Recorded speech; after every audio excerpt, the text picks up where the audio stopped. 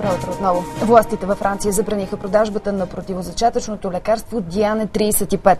Причината за наложената мярка е разследване на 4 смъртни случая след употреба на лекарството.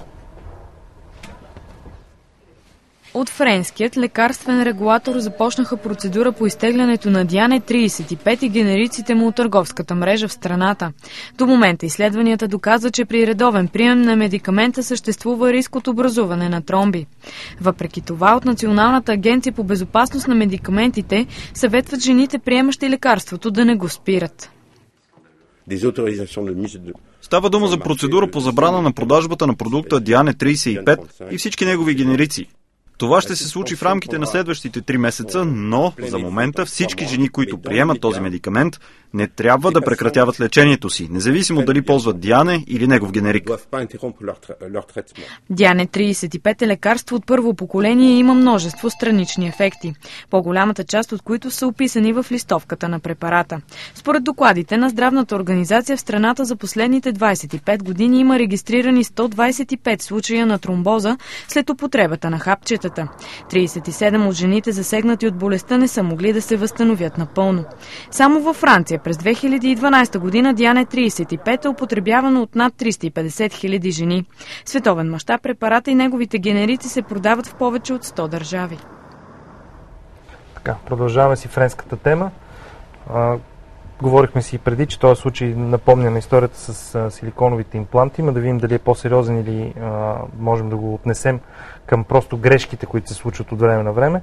Доктор Димитър Ленков е при нас. Добро утро. Добро утро. Както и Невена Цанева, която е магистър фармацевт. Здравейте, добре дошла. Какво сега трябва да ни кажете за това лекарство? Ами, вижте, първото... Аз като пълен лаик по отношение на противозачатъците... Естествено, защото това е нежната половинка на аудиторията тази сутрин.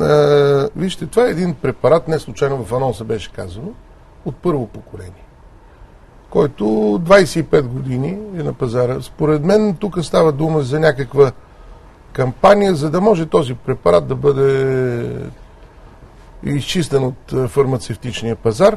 Между другото, искам да направя една скоба. Този препарат в България, трябва да ви кажа, че няма...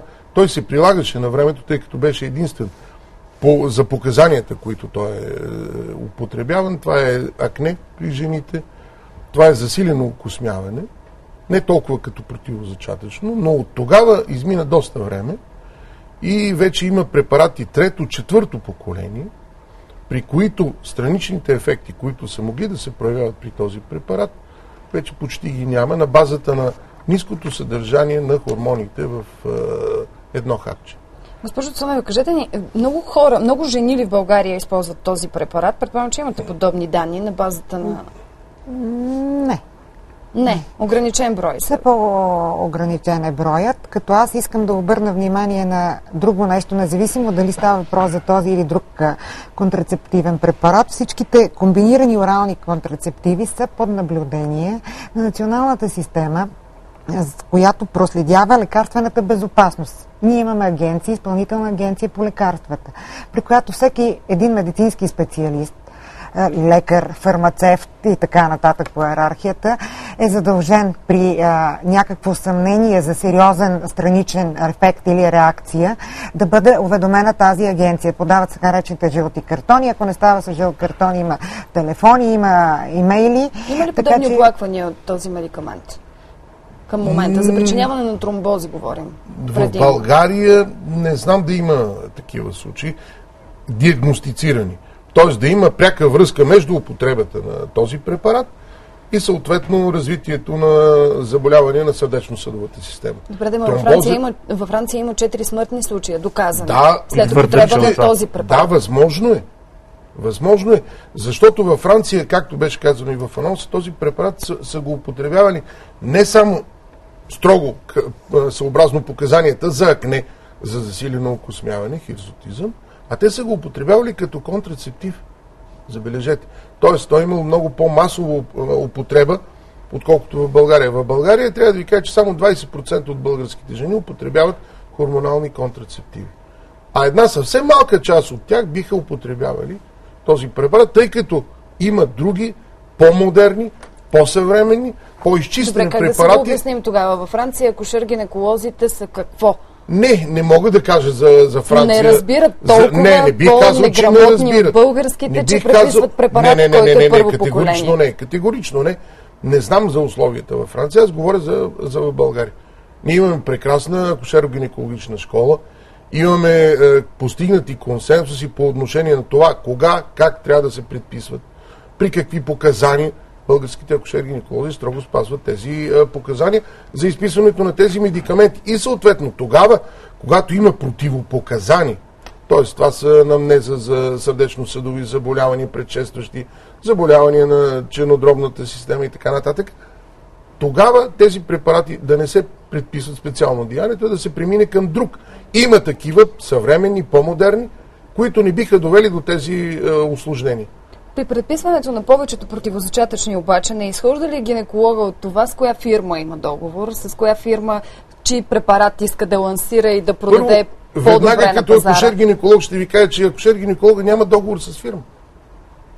В повечето случаи обаче в кабинетите на повечето гинеколози има брошури, от които може да има негласен договор, няма негласен договор. Никой акушер-гинеколог, изписвайки хормонален контрацептив, той не печели нищо. Фирмата не му заплаща, ако това искате да кажете. Защото преди малко казахте, че ако има корумпирани е възможно да се случва. Нали така, госпожо Цонева? Не, той не печели нищо, фирмата не му заплаща. Нека да чуем госпожа Цонева. Принципно е така, но това са недоказуеми неща.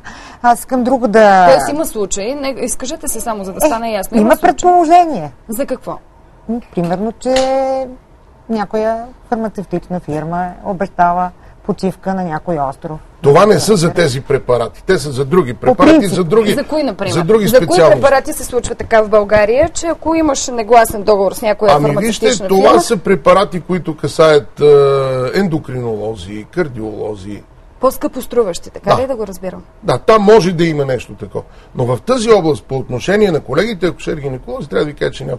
Вижте, тук става дума за това, дали примерно аз ще ви изпиша парацетамол или панадол. Това вече е въпрос на вътрешна убеденост на самия лекар.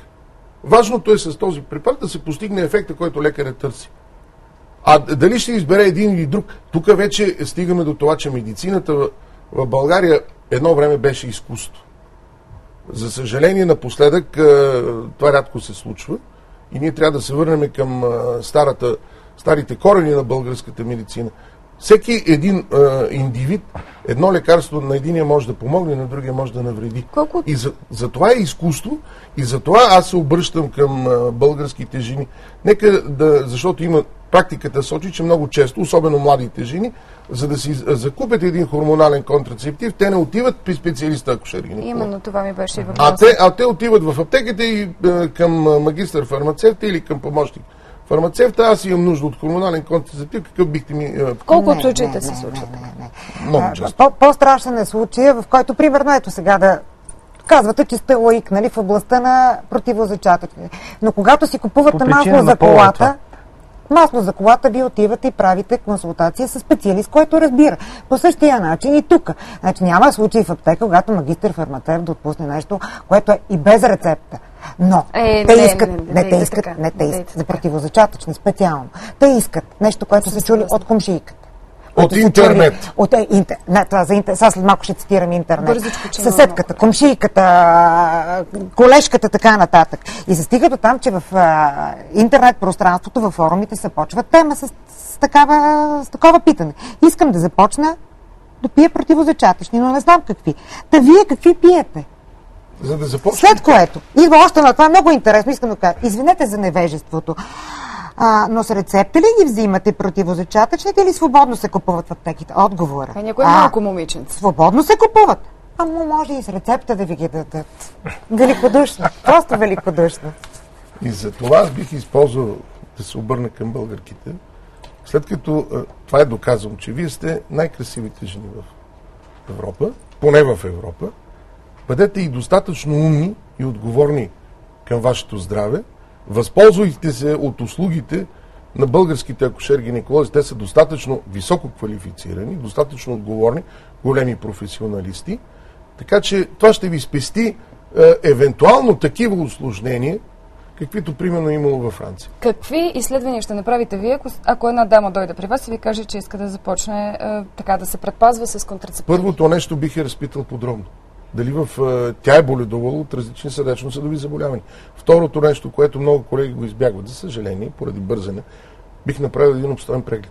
Защото понякога жената от незнание скрива много неща.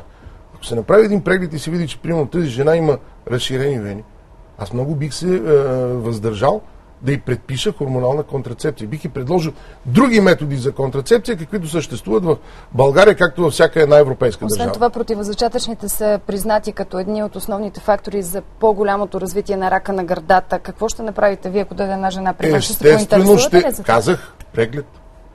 Обстоен преглед. Изследване на хормоните? Естествено. Не, на хормоните не толкова, колкото примерно бих и пуснал едни кръвни изследвания.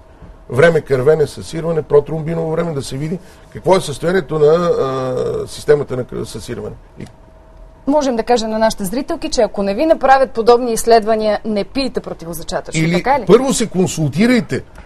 И както една жена има козметичка, фризьорка и маникюристка, така би трябвало да има и доверен акушер-гинеколог, към който да се обръща за консултации по тези въпроси. Това е правилното поведение към собственото здраве. Благодаря ви много. Дано да ви чуят.